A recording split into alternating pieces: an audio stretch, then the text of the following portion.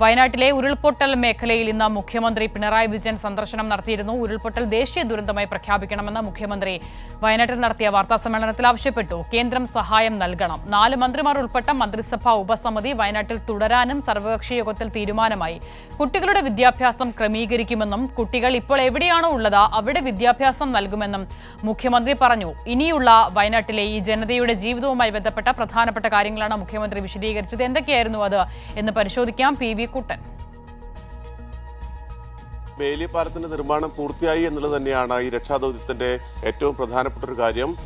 ദുർഘടമായ കാലാവസ്ഥയിൽ പോലും കഴിഞ്ഞ ദിവസങ്ങളിലൊക്കെ ഇത്തരമൊരു സാഹചര്യം ഇല്ലാതിരുന്ന ഈ പാലം നിർമ്മിക്കുന്നതിന് മുമ്പ് തന്നെ താൽക്കാലിക പാലം ഉപയോഗിച്ചുകൊണ്ടും അതോടൊപ്പം തന്നെ ഹെലികോപ്റ്റർ ഒക്കെ അവിടെ ഈ കുടുങ്ങിക്കിടക്കുന്ന ആൾക്കാരെ, പുഴക്കപ്പുറത്ത് കുടുങ്ങിക്കിടക്കുന്ന ആൾക്കാരെ രക്ഷപ്പെടുത്തുന്നതിനുള്ള തീവ്രമായ ശ്രമങ്ങൾ രക്ഷാസേന നടത്തിയിരുന്നു. മിലിറ്ററിയും നേവിയും കേരള പോലീസും ഫയർഫോഴ്സും ഒക്കെ വളരെ ഊർജിതമായ രീതിയിൽ ഒരേ മനസ്സോടുകൂടി വളരെ കൃത്യമായ രീതിയിലുള്ള ഏകോപനത്തോടു കൂടിയുള്ള രക്ഷാപ്രവർത്തനമാണ് നടത്തിയത്. ഇപ്പോൾ ഈ ബെയിലി പാലം പൂർത്തിയാവുന്നതോടുകൂടി തന്നെ അവിടേക്ക് മുണ്ടക്കയിലേക്കുള്ള ഗതാഗതം സാധ്യമാകും. അവിടേക്ക് ഇത്രയും ദിവസങ്ങൾ ഈ ദുരന്തം നടന്ന ഇത്രയും ദിവസങ്ങളായിട്ട് അവിടെ മനുഷ്യസാധ്യമായ കാര്യങ്ങളൊക്കെ ചെയ്തിരുന്നു. ഇനിയിപ്പോൾ യന്ത്രങ്ങളൊക്കെ ഉപയോഗിച്ചുകൊണ്ട് അവിടെ മണ്ണ് പരിശോധിക്കാനും അവിടെ തിരച്ചിൽ നടത്താനും ഒക്കെ സാധിക്കും. അത് വലിയ രീതിയിലുള്ളൊരു ഈ രക്ഷാപ്രവർത്തനത്തിന് വേഗത കൂട്ടുന്ന ഒരു കാര്യം കൂടിയാണ്. അതോടൊപ്പം മുഖ്യമന്ത്രി പിണറായി വിജയൻ ഈ രക്ഷാപ്രവർത്തനത്തിനും അതോടൊപ്പം തന്നെ ദുരിതാശ്വാസ പ്രവർത്തനങ്ങൾക്കുമൊക്കെ ഏകോപനം വഹിച്ചുകൊണ്ട് ഇന്ന് വയനാട്ടിലേക്ക് നേരിട്ടെത്തി. അദ്ദേഹം തന്നെയാണ് ഈ ദുരന്തമുണ്ടായ ഘട്ടം മുതൽ ആ മണിക്കൂറുകൾ മുതൽ ഈ സമയം വരെ ഓരോ വിഷയങ്ങളിലും ഇടപെട്ടുകൊണ്ട് ഈ രക്ഷാപ്രവർത്തനം ഊർജിതമാക്കുന്നതിനും കേന്ദ്ര സേനയെ എത്തിക്കുന്നതിനും കേരളത്തിലെ മുഴുവൻ സംവിധാനങ്ങളെയും ഇവിടേക്ക് എത്തിക്കുന്നതിനും മന്ത്രിമാരെ പ്രത്യേകം ചുമതലപ്പെടുത്തിക്കൊണ്ട് വയനാട്ടിൽ കേന്ദ്രീകരിക്കുന്നതിനും ഒക്കെ ഇടപെടൽ നടത്തിയത് മുഖ്യമന്ത്രി തന്നെയാണ്. അദ്ദേഹം നേരിട്ടെത്തിയതോടുകൂടി രക്ഷാപ്രവർത്തനത്തിനും അതോടൊപ്പം തന്നെ ദുരിതാശ്വാസ പ്രവർത്തനത്തിനുമൊക്കെ വലിയ രീതിയിലുള്ള ഒരു ഊർജം കൈവരിച്ചിട്ടുണ്ട്. അദ്ദേഹം ചൂരൽമല സന്ദർശിച്ചിരുന്നു, ദുരന്തബാധിത മേഖല സന്ദർശിച്ചു, അതോടൊപ്പം തന്നെ ദുരിതാശ്വാസ ക്യാമ്പ് സന്ദർശിച്ചു, അവിടെ ഉള്ള ആൾക്കാരെ ആശ്വസിപ്പിച്ചു. വയനാട്ടിൽ പ്രധാനപ്പെട്ട 3 യോഗങ്ങളാണ് ഇന്ന് മുഖ്യമന്ത്രിയുടെ നേതൃത്വത്തിൽ നടന്നത്. അദ്ദേഹം കോഴിക്കോട് നിന്നും ഹെലികോപ്റ്റർ വഴിയാണ് വയനാട്ടിലേക്ക് എത്തിയത്. ഇവിടെ കൽപ്പറ്റയിൽ അദ്ദേഹം എത്തിയ ഉടൻ തന്നെ മന്ത്രിമാർ ഇവിടെ കേന്ദ്രീകരിച്ച ക്യാബിനറ്റിന്റെ ഏതാണ്ട് ഭൂരിഭാഗം മന്ത്രിമാരും ഇവിടെ തന്നെയാണ്. ഒരു മിനി ക്യാബിനറ്റ് അല്ല, ഒരു ഭൂരിപക്ഷ ക്യാബിനറ്റ് തന്നെ ഇന്നിവിടെ ചേർന്നിരുന്നു.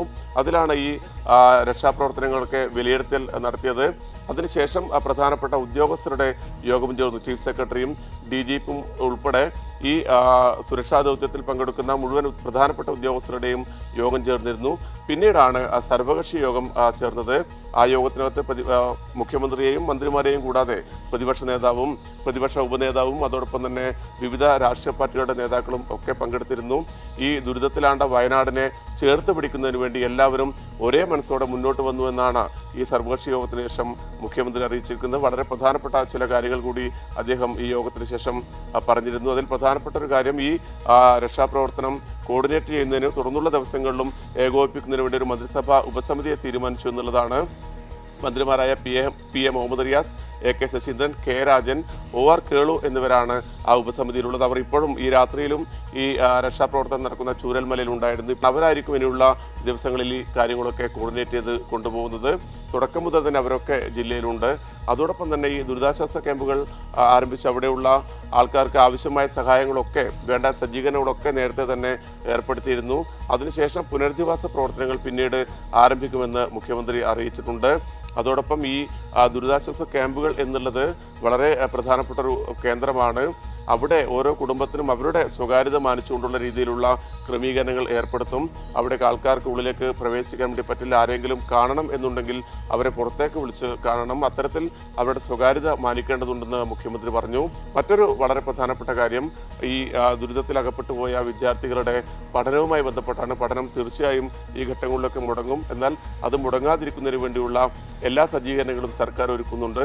അവരെവിടെയാണ് ഉള്ളത് അവിടെ തന്നെ അവർക്ക് അധ്യയനം ലഭിക്കുന്ന രീതിയിലേക്കുള്ള ഏർപ്പാടുകൾ നടത്തുമെന്നും മുഖ്യമന്ത്രി അറിയിച്ചു. ഇതുമായി ബന്ധപ്പെട്ട മറ്റൊരു കാര്യം, ഇവിടെ ഒരു മഹാ ദുരന്തം നടന്നു, അത് വേറൊരു ദുരന്തത്തിലേക്ക് പോകരുതെന്നോ, അതായത് പകർച്ചവ്യാധികൾ സംബന്ധിച്ചാണ് അദ്ദേഹം അത്തരമൊരു കാര്യം പറഞ്ഞത്.